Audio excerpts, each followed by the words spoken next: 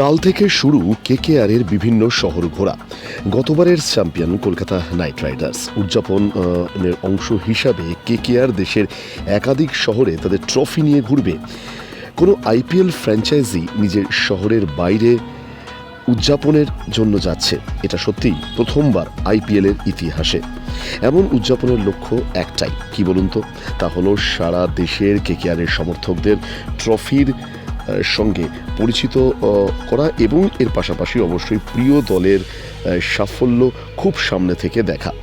কোথায় কোথায় যাবে কেকেআর কাল থেকে, আসুন এক নজরে দেখে নেওয়া যাক।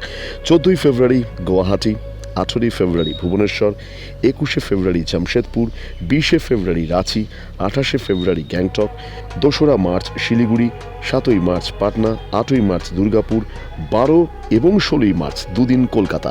12ই মার্চ কলকাতার সিটি সেন্টার মল আর 16ই মার্চ কলকাতার সাউথ সিটি মল।